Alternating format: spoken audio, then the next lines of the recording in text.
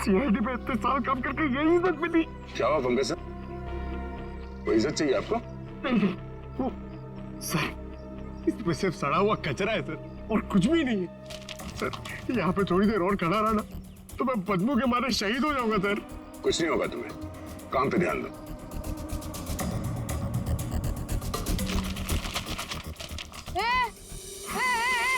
ये क्या कर रहे हो? ये मेरा इलाका है, यहाँ मैं किसी और को कब्जा जमाने नहीं दूंगी। अरे कौन कब्जा करना चाहता है? मेरा बच्चा है तो मैं खुद यहाँ से सलट लूं। तो फिर मेरे इलाके में कचरा चुनकर ये मेरे पेट में लात क्यों मार रहे हो? अरे मेरी माँ, आपके पेट पे कोई लात नहीं मार रहा है, मैं खुद यहाँ पे अपनी नौकरी बचा रहा हूँ। देखो तुम लोग जाओ यहाँ से, ये मेरा इलाका है, मैं किसी और को कचरा चुनने नहीं दूंगी। जाओ जाओ। हम लोग सीआईडी से हैं और इस कचरे में सुराग ढूंढ रहे हैं। हाँ? सीआईडी? रुक रुक, देखो जरा, चलो। सर, हाँ, सर पे पैर रख के भाग गई सर। आपको थोड़ा सॉफ्ट रहना चाहिए, आपको देख के डर के भाग गई। सर वो टाइम नहीं ना, वो कचरा।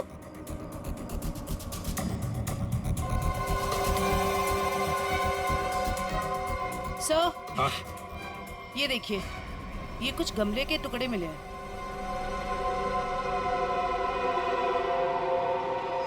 सर, खून लगा हुआ है। हाँ दया, लगता है ये वही फ्लावर प्लॉट है जिससे खून हुआ है। अब ये खून शोभा का है या नहीं, ये तो फोरेंसिक लैब से ही पता चल जाएगा।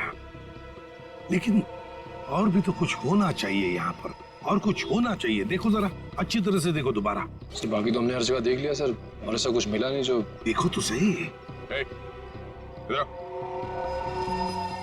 यहाँ। मैंने कुछ नहीं किया साहब, मैं निर्दोष हूँ साहब, मैं निर्दोष हूँ। कुछ नहीं किया तो हमें देखे भागी क्यों? वो साहब बिरजू कह रहा था कि जब भी पुलिस वाले देखो ना तो अपनी जान बचाओ और भागो, पता नहीं फिर कब मुसीबत में फंस जाए। एक मिनट, देखो किसी भी मुसीबत में नहीं फंसोगे तुम।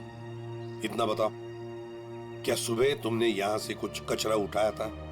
हाँ, घबराओ मत, उठाया था कचरा? हाँ उठाया तो था, इस थैले में ही है। दिखाओ जरा। नहीं, मैं नहीं दूंगी, ये मेरी रोजी रोटी है साहब। अरे हमें उसका भजिया नहीं तलना है, हमें सिर्फ ये देखना है कि उसके अंदर क्या है। इधर दो।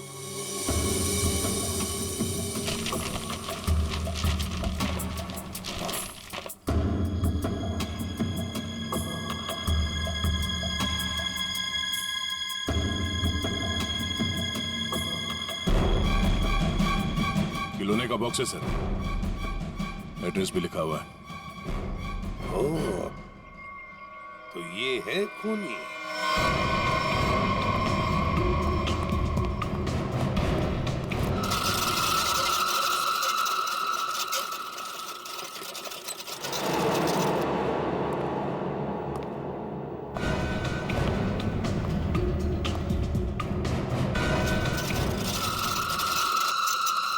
कौन है?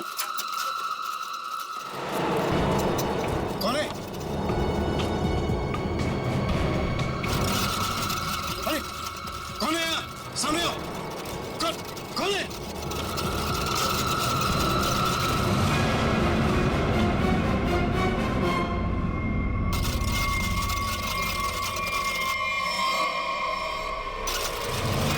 मनीष बाबू,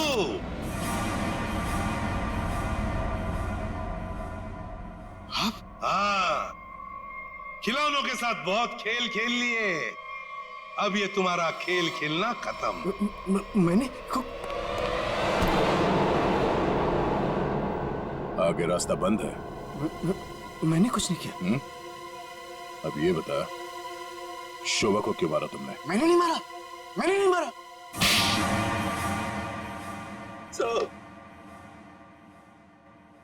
शोभा एक झगड़ालू औरत थी साहब, झगड़ालू औरत।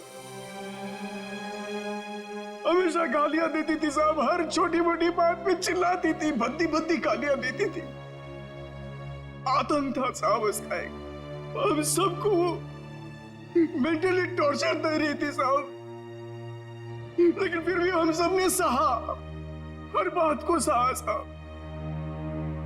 जब तक ये बात घर के चार दीवारी तक थी तब तक तो ठीक था, लेकिन धीरे धीरे ये बात साहब घर के चार दीवारी से बाहर निकल के मोहल्ले तक फैल गया। आए दिन लोग पड़ोसी हमारे पास आते थे कंप्लेन लेकर के, शोभा ने किसी का झगड़ा किया, मारपीट किया। तंग आ चुके थे साहब, हम लोग तंग आ चुके थे। फिर भी हमने शोभा को समझाने की कोशिश की, मगर वो नहीं समझती थी साहब। हमने तो थक के छोड़ दिया था ये सोचना कि उसे समझाना रोकना हमारे लिए मुमकिन ही नहीं है साहब। बस सिर्फ इसी वजह से तुम लोगों ने उसकी जान ले ली? तो और क्या करता साहब, बताइए आप मुझे। सोसाइटी वालों ने उसे तंग आकर के हमें नोटिस दिया घर खाली करने के लिए। अगर हम घर खाली नहीं करते इस सूरत में वो हमें पुलिस की धमकी दी। अगर ऐसा था तो डिवोर्स दे देते उसे मारने की क्या जरूरत थी? उसकी भी कोशिश की थी साहब, मैंने, मगर उसने मुझे धमकी दी थी कि अगर मैंने उसे डिवोर्स दिया तो वो मुझे कोर्ट में घसीट के ले जाएगी। मेरे ऊपर डोमेस्टिक वायलेंस का इल्जाम लगाकर वो मेरे ऊपर केस करने वाली थी साहब। मैं मजबूर था, कुछ नहीं कर पाया साहब। रितेश, शोभा तो तुम्हारी माँ थी ना? सर, माँ का प्यार इस दुनिया में सबसे बड़ा प्यार होता है सर, पर वो तो सिर्फ अपने आप से प्यार करती थी सर। उसकी जरूरतें, उसका घमंड सिर्फ उसके लिए ही था सर। इस वजह से जब उसे मेरे और मेरी गर्लफ्रेंड वानी के बारे में पता चला तो उसने इंसल्ट करके मुझे घर से बाहर निकाल दिया सर। और इसलिए जिस माँ ने तुम्हें जन्म दिया उसे ही मौत की नींद सुला दी तुमने, सिर्फ अपने खुशियों के लिए, हाँ? एक दिन रितेश मेरे पास आया एक सुझाव लेकर। उसने कहा कि पापा, अगर हमारी जिंदगी में शांति और चैन चाहिए तो शोभा की जिंदगी खत्म करनी होगी। और इसके लिए तुमने अपने पड़ोसी किशोर और नवीन की मदद ली, जो शोभा के दुश्मन थे उसके बर्ताव की वजह से, हाँ? सिर्फ इनको ही नहीं रहा, इन्होंने बाकी सारे लोगों से भी कांटेक्ट किया जिनका कोई न कोई झगड़ा था शोभा के साथ। उन सबको अपने प्लान में शामिल कर लिया, शोभा को मारने के प्लान में। शीला के बारे में तुम्हें कैसे पता चला?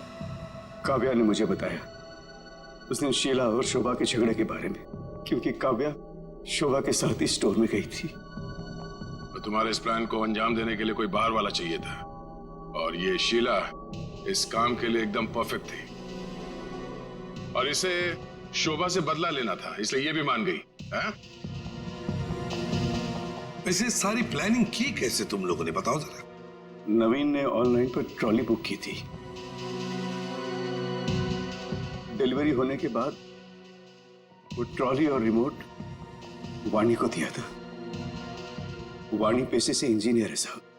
वो ट्रॉली और गमले को किस तरह से रखना है इसकी प्लानिंग उसने नहीं की थी, और फिर वो ट्रॉली और रिमोट लाके किशोर को दे दिया, और फिर काव्या और रितेश ने मिलकर वो गमले और ट्रॉली को ऊपर बैल्कनी में सेट कर दिया।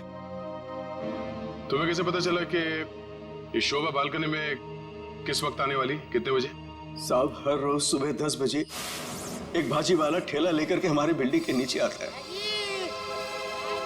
और शोभा उस पर बैल्कनी में खड़े होकर के खड़ी खोटी सुनाती थी साहब, चिल्लाती थी, झगड़ती थी उससे। बस मुझे उसी मौके का इंतजार था।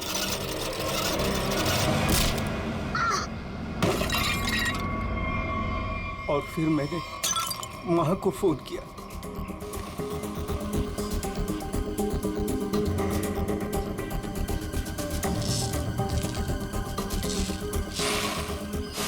कभी एक बार भी नहीं सोचा कि शोभा के ऐसे स्वभाव के पीछे कोई वजह हो, कोई कारण हो सकता है उसे कोई दिमागी बीमारी हो जिसका इलाज हो सके। नहीं सोचा, तुम सब ने सिर्फ अपने ही बारे में सोचा, तंग आ गए उसके स्वभाव से, इलाज नहीं किया उसका, बस जान ले ली उसकी। कानून तुम सबको कड़ी से कड़ी सजा देगा।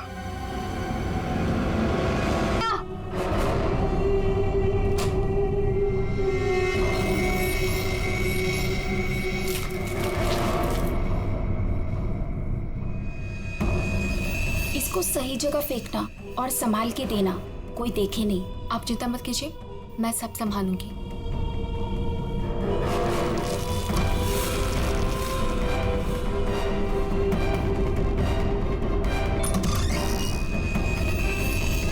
जल्दी दो। कौन है बेटा? कोई नहीं माँ, कचरा वाली थी।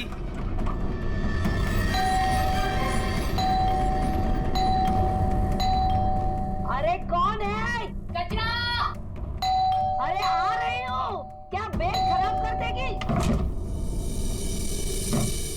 है? तू कौन है? मैडम, मैं ना नई सफाई वाली है। वो क्या है ना, सविता गांव गई है तो उसकी जगह मेरे को रखा है यहाँ पे। ये सेक्रेटरी भी ना इन्फॉर्म ही नहीं करता है और किसी को भी रख देता है काम पे। क्या मैडम, सुबह सुबह चिलम चिली करने का। लाओ, वैसे भी मेरे को 10 और घरों में जाना है। लाओ जल्दी दो। है तेवर तो देखो, जैसे ऑफिस ही जाना है तुझे। चल जा, नहीं देते डब्बा। हाँ हाँ तो मत दे। वैसे भी तेरे कचरे से कितनी बदबू आ रही है। अच्छा, परफ्यूम मार के दूं कचरा तुझे? अरे तो मैं मरी नहीं चाह रही हूँ लेने के लिए। बात तो ऐसे करी है जैसे लगता है कचरा नहीं सोना मांग लिया हो। एक मिनट, कहीं आप वही झगड़ालू औरत तो नहीं जो घड़ी घड़ी सबसे झगड़ा करते फिरते रहती है? हाँ, अरे बहुत किसे सुने हैं आपके बारे में। हाँ ए लड़की, मुझसे सवाल चला रही है तू? हाँ? औकात क्या है तेरी? क्या हुआ? सुबह सुबह ये चिल्लम चिल्ली क्या चल रही है? देखो ना मैडम, मैं ना नई सफाई वाली कचरा लेने के लिए आई थी। वो सविता ना गाँव गई है, उसकी जगह मेरे को रखा है यहाँ पर। मैडम से कचरा क्या मांग लिया? ऐसा लग रहा है कि इसका कचरा बेच करके कोई सोने का महल बना लेगी मैं। बाबा रे बाबा, कितना झगड़ा करती है ये। ओह, तो इसमें कौन सी नई बात है? सबके साथ झगड़ा करना इनकी पुरानी आदत है। आ गई होशियारी झाड़ने।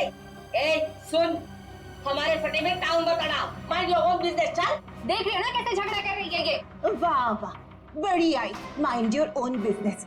पहले अपने माइंड का इलाज कराओ। सबके नाक में दम करके रखा है अपने रोज के झगड़ों की वजह से। भाभी जी please, I am sorry, I am really sorry. आप अंदर जाइए। शोभा, अंदर जाओ।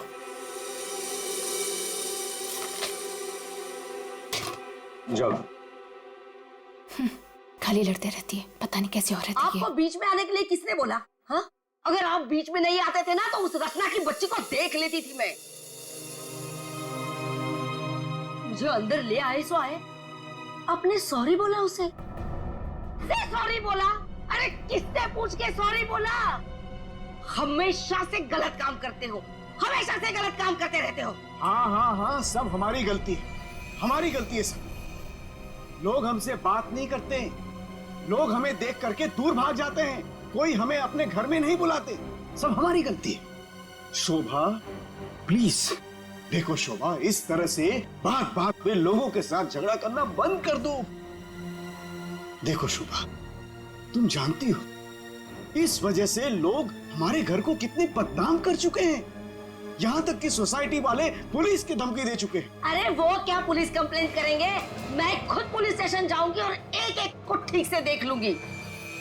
और आप उनकी साइड ले रहे हो? उनकी? आपको अपनी बीवी की कोई फिक्र नहीं है क्या? हाँ, मैं तो हूँ ही ऐसी, झगड़ालू हूँ। मैंने सबकी नींद हराम करके रखी है। और ये बिल्डिंग वाले, ये तो संत महात्मा है ना। बहू, वो लोग भी गलत हो सकते हैं, लेकिन लोगों से बात करने का एक अलग ही तरीका होता है। आइए आइए, पधारिए। अरे मैं तो वही सोच रही थी कि अब तक आप कैसे नहीं पधारी अपने लाडले की तरफदारी करने के लिए।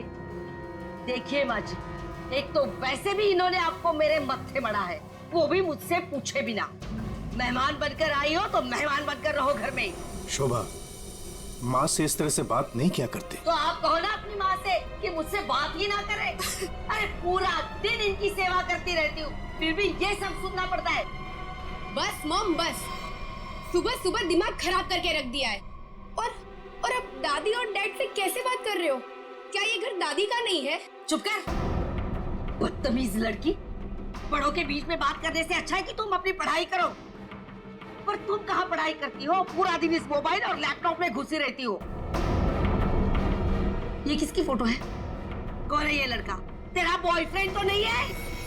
मॉम, जैसे अभी आपने बताया ना कि मैं आपके मामले में इंटरफेयर ना करूं, वैसे आप मेरे मामले भी में इंटरफेयर ना करें तो अच्छा होगा। बदतमीज लड़की, मुझसे जबान लड़ा रही है तू। बड़ों से बात करने का तमीज नहीं है तुझे? अगर मुझसे जबान लड़ाई ना तो याद रखना। हाँ, क्या कर लोगे आप? हाँ, क्या कर लोगे? जैसे भैया को इस घर से निकाल दिया, वैसे मुझे भी निकाल दोगे? हाँ? माँ, शोभा, बस बहुत हो गया। ऐसे किसी जवान लड़की से बर्ताव नहीं किया जाता। माँ, तुम्हें मंदिर जाने में देर हो रहा है ना? चलो मैं तुम्हें मंदिर छोड़ देता हूँ। काव्या, तुम्हें कॉलेज जाना है ना? चलो मैं तुम्हें ड्रॉप करता हूँ। चलो जल्दी चलो। तुझे तो मैं देख ही लूंगी। बहुत बदतमीज होने लगी है आजकल।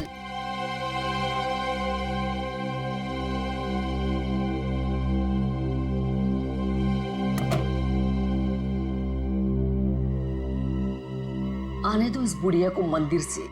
दरवाजा ही नहीं खोलूंगी, देखती हूँ अंदर कैसे आती है।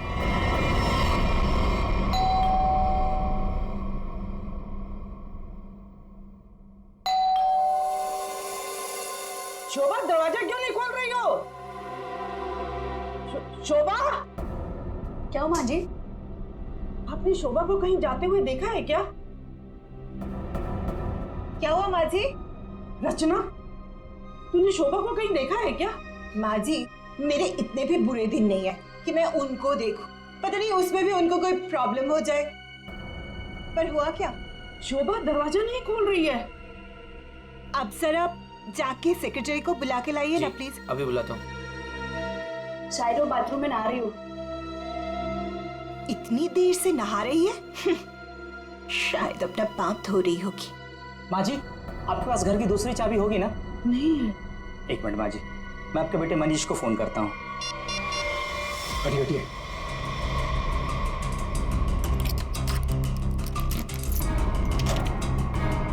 माँ, दरवाजा अंदर से बंद है। अंदर से कैसे बंद है?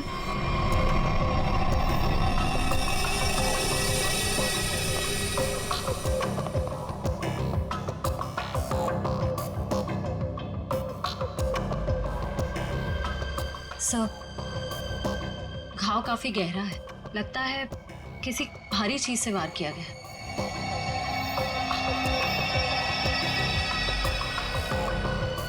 सर, हो सकता है कोई एक्सीडेंट। इनका पैर फिसला और किसी चीज से टकरा के गिर गई। हाँ, एक्सीडेंट हो सकता है। एक काम करो, घर में जितना सारा फर्नीचर है चेक करो, उसके कॉर्नर चेक करो फर्नीचर के, और फिर देखो कहीं पर नुकीली चीज है क्या, शायद उससे टकराई हो।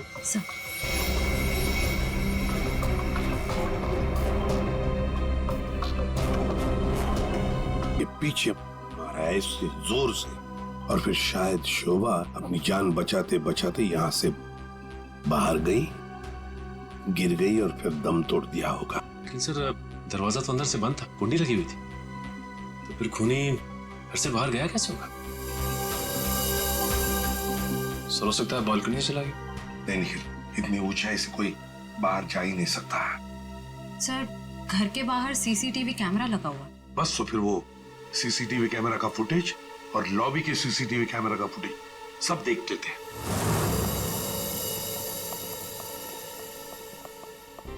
मनीष जी, आज सुबह आप, आपकी माँ और बेटी काव्या जब घर से बाहर गई तब शोभा जिंदा थी, है ना? जी सर। मतलब शोभा जी का कत्ल हुआ सुबह 10:30 बजे के बाद में ही। पर काव्या, तुम 11 बजे कॉलेज से वापस क्यों आ गई थी? देखो, चुप रहने का कोई फायदा नहीं है। हमने लॉबी के सीसीटीवी फुटेज में देख लिया है। तुम ठीक 11 बजे बिल्डिंग में अंदर आई थी। काव्या, तुम कॉलेज नहीं गई? वो मेरा फ्रेंड अश्मित हमारी विंग में रहता है, मैं उसी से मिलने वापस आई थी। अपने बॉयफ्रेंड से मिलने गई उसी वक्त जिस वक्त अपनी माँ का कत्ल हुआ।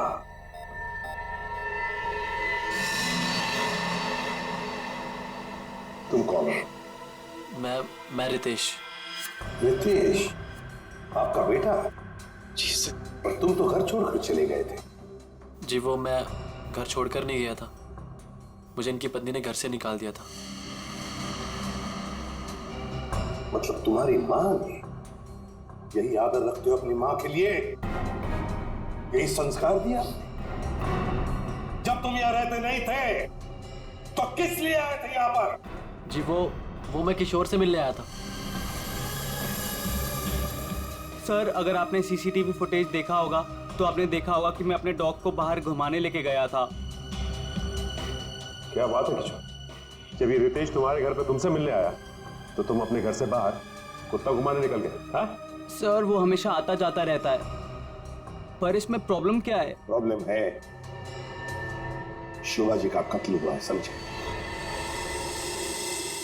चलो तुम सबकी बातें मान ली, बच्चे बिल्डिंग में आए अपने दोस्तों से मिलने, मगर घर नहीं गए। बिल्डिंग के अंदर बाहर लोग आते जाते रहे, और शोभा जी के घर के बाहर कोई नहीं आया।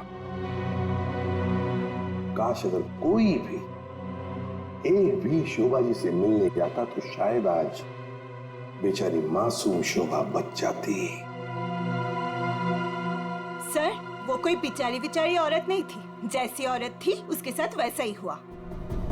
क्या मतलब? माफ कीजिएगा मनीष भाई, सोसाइटी की इज्जत का सवाल है। सर, शोभा जी का सोसाइटी में किसी के साथ भी बिहेवियर अच्छा नहीं था। आए दिन छोटी छोटी बातों में झगड़ा करती थी। इवन सर आज भी उनका झगड़ा हुआ था। झगड़ा हुआ था? किसके साथ? इनसे, रचना जी से। ओह सर, मैं सर, मैंने उसको नहीं मारा सर, मैंने तो कभी किसी मच्छर को भी नहीं मारा सर। एसीपी साहब, इन सोसाइटी के सारे लोगों को मैं जानता हूं, इनमें से ऐसा कोई नहीं है जो शोभा को इस तरह से मार सके। मगर शोभा जी का खून तो हुआ है ना, किसी ने तो किया है। अरे तारिका, ये क्या कर रही हो? ऐसा क्या कर दिया डॉक्टर साहब ने? करने दीजिए ना सर, कुछ भला करने जा रही है तो उसे टोकना ठीक नहीं है ना सर? नहीं, मैं जानता हूँ अच्छी तरह से। जिस दिन मैं वहां पर लाशों की जगह लेटा हुआ होऊंगा ना, तुम लोग सबको मिठाई बांटने वाले हो, जानता हूं मैं तुम्हारे सारे इरादों के गुब्बारों को उड़ने से पहले ही फोड़ करके दम लूंगा, समझे? हमारी वजह से आप बच गए सालू के साहब, वरना तारिका ने तो आपका सर फोड़ ही दिया था। अरे मैं तो सिर्फ इनायत कर रही थी। अच्छा, सालू के साहब का सर फोड़ने का? जी नहीं, इस औरत के सर पे किस चीज से बहुत जोर से मारा गया है जिससे इसकी मौत हो गई, ये पता लगाने के लिए। देख सालुंखे, किस चीज से मारा ये तो हमें पता है, यही मर्डर वेपन है। हाँ, इस पे तो हमें इनका खून भी मिला था, जो उस वक्त तक सूखा भी नहीं था। चलो, बहुत बढ़िया। हाँ? जो भी वहां पर मिला उस पर भरोसा करके आगे सीधे आना, कमाल है, बिना अपना दिमाग लड़ाया। तारिका, कई बार मैं सोचता हूँ अगर हम नहीं होते तो इन लोगों का बेचारों का होता क्या है? ये बात हमें क्राइम सीन पर मिला है। अगर इससे नहीं मारा गया तो फिर इस पर खून कहां से आ गया? क्या अपने आप छल के आ गया है? ये मैं नहीं जानता हूँ, लेकिन हाँ ये मैं जरूर जानता हूँ कि ये मर्डर वेपन नहीं। डॉक्टर साहब, आप इतने कॉन्फिडेंस के साथ कैसे कह सकते हैं? हाँ, अब आए पॉइंट पर। तो सुनो, इस औरत की मौत हुई है खोपड़ी की हड्डी टूट जाने की वजह से, और हड्डी टूटी नहीं, चकनाचूर हो गई। और ऐसा तभी हो सकता है जब जबरदस्त तरीके से इस पर वार किया गया, बहुत ज्यादा इंपैक्ट की जरूरत होती है। और इस बात से कितनी भी जोर से क्यों ना मारा गया, हड्डी इस तरह से चकनाचूर नहीं हो सकती। अगर इनका खून इस आवाज से नहीं हुआ है तो फिर किस चीज से हुआ? बहुत भारी चीज से इसके सर पे वार किया गया है। बहुत भारी चीज से? तो फिर सालुंखे, हमें वहां क्राइम सीन पर इसके अलावा और कोई भारी चीज नहीं मिली, समझे? दया, इसके पास और कोई जवाब नहीं है, हमारा टाइम बर्बाद कर रहा है। चलो। एक मिनट, मैं टाइम बर्बाद कर रहा हूँ? हाँ। मैं डॉक्टर सालू के तुम लोगों का टाइम बर्बाद कर रहा है? हाँ। ठीक है, तो मैं खुद वहां क्राइम स्पॉट पे जाकर के ये थ्योरी प्रूव करके दिखाऊंगा बॉस, तब पता लगेगा कौन टाइम बर्बाद कर रहा है, मैं या तुम खुद अपना टाइम बर्बाद करो। तारिका मेरे बैग, अरे बैग दो ना तुम यार, मैं बताता हूँ इन्हें कौन टाइम बर्बाद कर रहा है। Fast quick. सब अभी बता, मैं टाइम बर्बाद कर रहा हूँ। सालू के साथ तो कोयले के इंजन की तरह धुआं उड़ाते हुए चले गए। गुस्सा हो गए क्या? हाँ, तुम्हारी वजह से। अब आएगा मजा।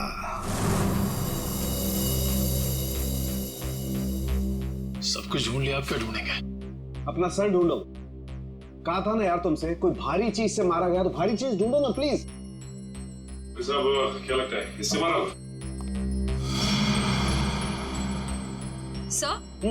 सर क्या इससे मारा होगा? नहीं, इससे नहीं हो सकता। सर ये देखिए सर, काफी भारी है सर, इससे मारा होगा।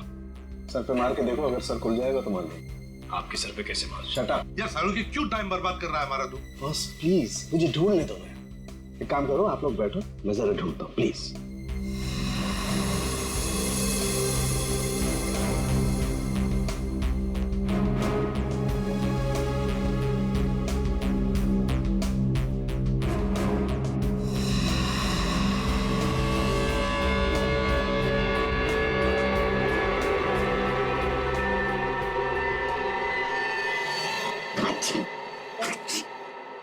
पूरी दुनिया में सर्दी फैलाएगा।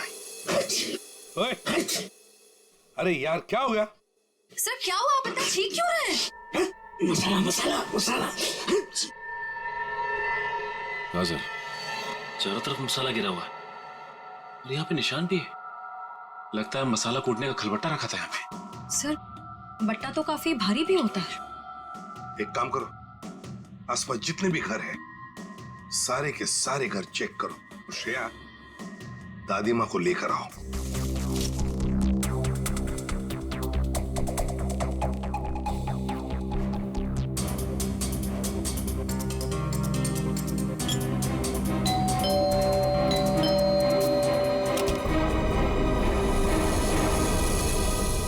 आप लोग?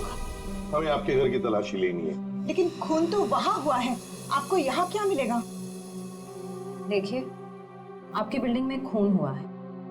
क्या आप चाहती हैं कि एक और खून हो जाए? प्लीज हमें अपना काम करने दीजिए। ओके, आइए।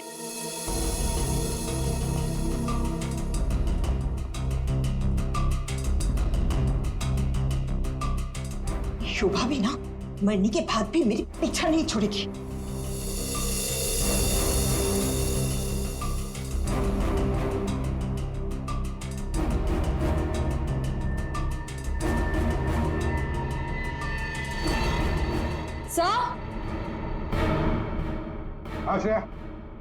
सर ये देखिए। सर ये तो हमारी है। नहीं नहीं, ये तो हमारा है। आंटी जी को कोई गलतफहमी हो रहा है। सर इसके नीचे शोभा का नाम लिखा हुआ है। शोभा? तो क्या आपने इन्हें ये दिया था? नहीं सर, आज सुबह तक तो ये हमारे पास ही था। तो फिर यहाँ कैसे? के जरा चेक कर लिया।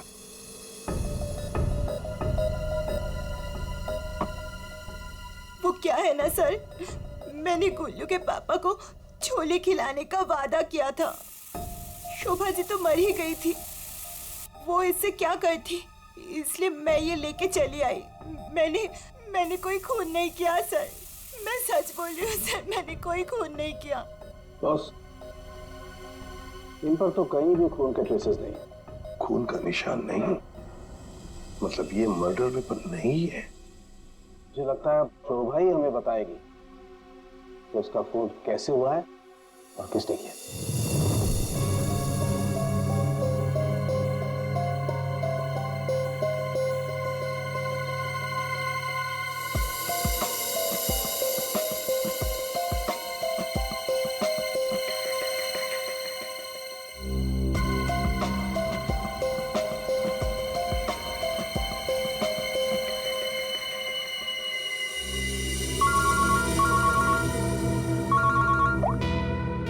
आसान के बोल। अच्छा,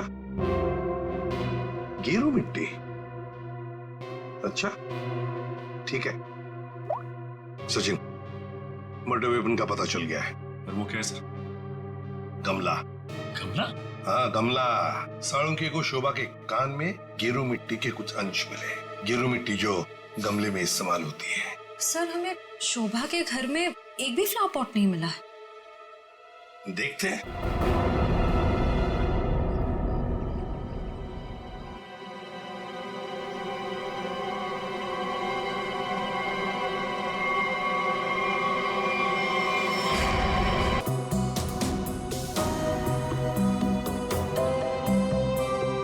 गमला यहीं पर गिरा है।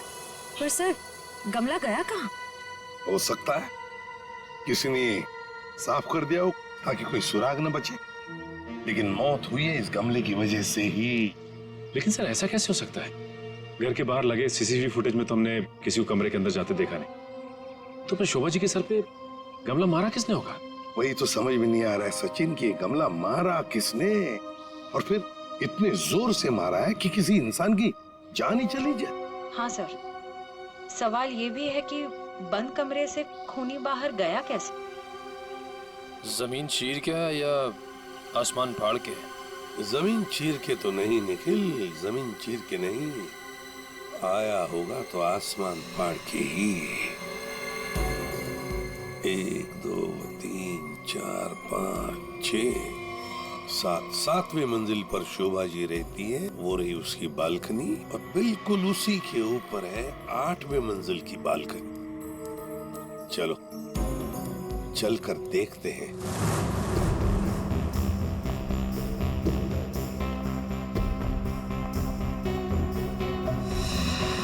सर, श्रेया, सर ये देखिए, स्टैंड जैसा कुछ है।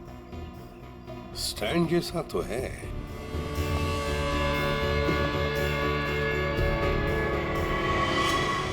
श्रेया, गमले का ही स्टैंड है। गमला इसी स्टैंड पर था। ये देखो, यहाँ से गमला यूं धक्का मार के नीचे फेंका गया। ये फ्लैट किसका है? सर, किसी एनआरआई का है, और बिल्डिंग का सेक्रेटरी होने के नाते इसकी चाबी सिर्फ मेरे पास ही रहती है सर। क्या हाल फिलहाल में यहाँ पर कोई आया था? मुझे नहीं पता। तुम्हें पता नहीं? तो फिर इसका एक ही मतलब हो सकता है कि जबकि इस फ्लैट की चाबी सिर्फ तुम्हारे पास ही है, तो इस फ्लैट में भी सिर्फ तुम ही आए होंगे। ये क्या कह रहे हैं सर? मेरे कहने का मतलब है कि फ्लैट की चाबी उन्होंने मुझे दी थी। क्या है सर कि सारे एम्प्टी फ्लैट की चाबी ऑफिस के ड्रॉअर में होती है। एजेंट लोग सर कभी भी आते जाते रहते हैं, तो सर मैं 24 घंटे उनके लिए घर पे थोड़ी ना रहूंगा सर। ये खाली फ्लैट्स की चाबियां ऑफिस में रहती है, ये बात सबको पता है? हाँ, हमारे सारे रेजिडेंट्स और सारे कमिटी मेंबर्स को ये बात पता है। हमारे अलावा कोई भी कभी भी ऑफिस जाकर चाबी ले सकता है।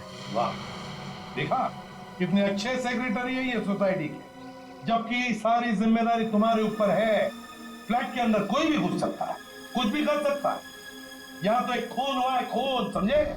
और ये जिम्मेदारी सिर्फ तुम्हारी है। सर, खून तो शोभा जी के फ्लैट में हुआ है सर, इससे इस फ्लैट का क्या कनेक्शन हो सकता है सर? जाइए, आप जाइए नीचे और सबको इकट्ठा कीजिए, सारे रेसिडेंट्स को कंपाउंड में। जाइए जल्दी। जी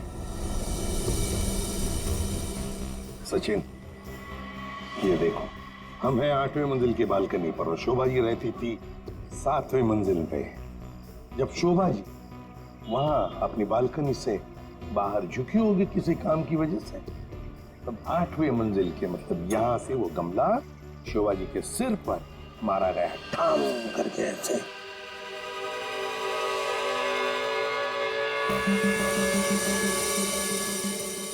भगवान का लाख लाख शुक्र है, वरना आज तो मसाला कूटने के चक्कर में मेरी कुटाई हो जाती उन सीआईडी वालों के हाथों। इसीलिए छोले को मारो गोली, ये लौकी खिला दूंगी गुल्लू के पापा को।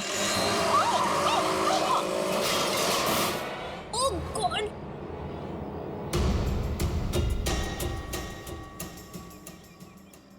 ये क्या किया? आज तो शायद लौकी भी नसीब में नहीं है। एक्सक्यूज मी, हाँ, गलती आपकी है। एक तो आप मेरे बीचों बीच आ गई, उल्टा आप मुझे सुना रही हैं।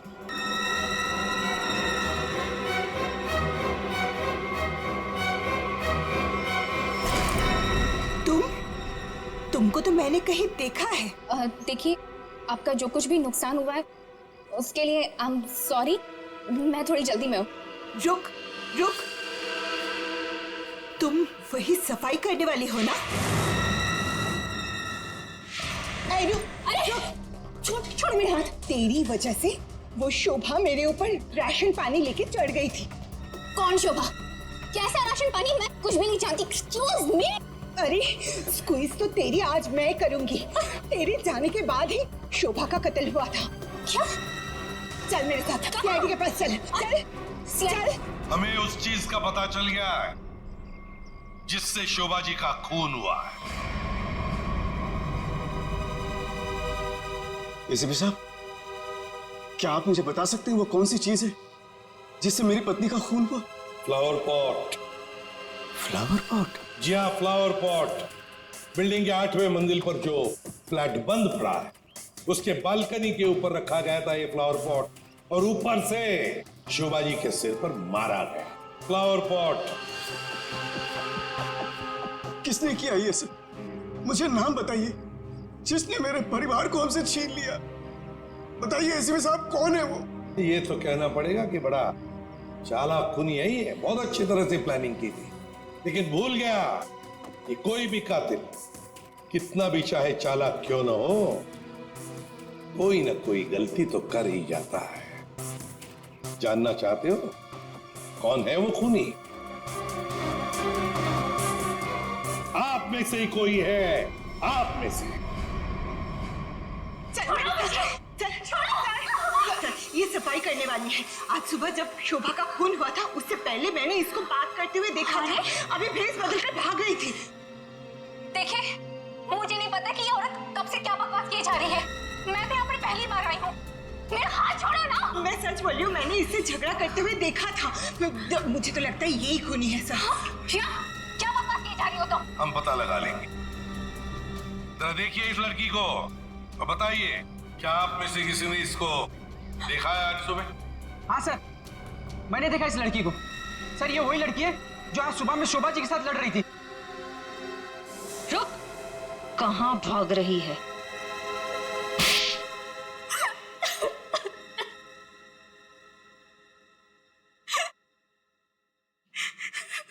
ये सब रोना धोना बंद करो और बताओ कौन कौन है इसके पीछे। तुम्हारे अकेली का काम नहीं है ये, बताओ जल्दी। कौन कौन मिला हुआ है तुम्हारे साथ इस काम में? हाँ? क्यों खून किया शोभा का? खून? नहीं सर, मैंने कोई खून नहीं किया। मुझे कुछ नहीं पता, मैं सच कह रही हूँ। जमाना बड़ा बदल गया है सर। इतनी महंगी घड़ी और ब्रांडेड चप्पलें पहन के घूम रही है। यहाँ तो सीआईडी में ईमानदारी से काम करने के बाद पिछले 5 साल में ये वाले जूते पहन पाया हूं मैं। हाँ, सच कह रहे हो फ्रेडी। लेकिन ये है ना, मुखौटा पहनी है सफाई कामगार का, है तो कोई और ही। पूर्वी, ऐसा नहीं बताइए। हाँ, बोल नहीं। प्लीज मैम, मुझे मत मारिए। मैं बताती हूँ, मैं सब सच बताती हूँ। दरअसल मेरे पास एक फोन कॉल आया था। कौन लोग थे मुझे नहीं पता, लेकिन वो लोग शोभा से बदला लेना चाहते थे। बदला कैसे लेना है वो सारे इंस्ट्रक्शन मुझे फोन पर बता दिए गए थे। मैंने बस उसे फॉलो किया था और कुछ नहीं किया था, खून नहीं किया था सर। एक अनजान आदमी ने तुम्हें फोन कॉल किया और तुम उसकी मदद करने के लिए तैयार हो गई? हाँ सर। ऐसी क्या दुश्मनी थी तुम्हारी शोभा से? सर, शोभा अच्छी औरत नहीं थी। वो बहुत ही घमंडी और झगड़ालू किस्म की औरत थी। सर, मैं एक स्टोर में सेल्स गर्ल का काम किया करती थी। मेरे स्टोर में आई वो एक दिन, नेल पेंट दिखाने के लिए कहा। नेल पेंट का ढक्कन जब मैं खोल रही थी तो सर गलती से वो नेल पेंट की कुछ बूंदें उसके साड़ी के पल्लू पे गिर गई थी सर। उसके बाद उसने जो हंगामा खड़ा किया, मैंने उससे माफी मांगी, मिन्नती की कि प्लीज मुझे माफ कर दीजिए, लेकिन उसने मेरी एक बात भी नहीं मानी। मैनेजर के पास चली गई सर। मैनेजर ने मुझे नौकरी से बाहर निकाल दिया। 2 महीने तक मुझे कहीं कोई नौकरी नहीं मिली, घर का किराया तो दूर, खाने तक को मेरे पास पैसे नहीं थे।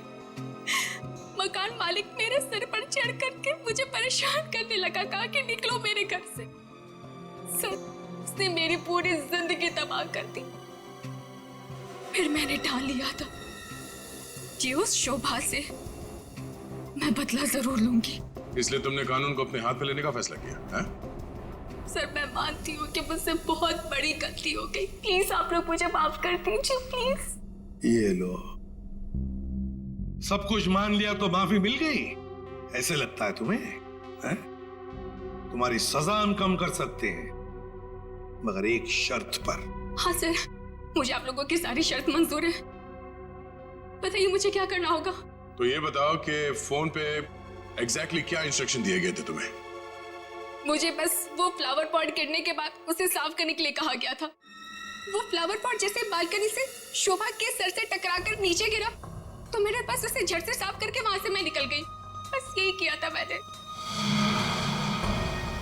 वो फ्लावर पॉट किसने फेंका था? Flower pot? नहीं, किसी ने फेंका नहीं था। किसी ने नहीं फेंका? ये कैसे हो सकता है? कोई तो ऊपर था फेंकने वाला। नहीं सर, मैं सच कह रही हूँ, वहाँ पर कोई नहीं था। वो फ्लावर पॉट अपने आप गिरा था। कौन था ऊपर? यकीन कीजिए, मैं क्यों झूठ बोलूंगी आप लोगों से।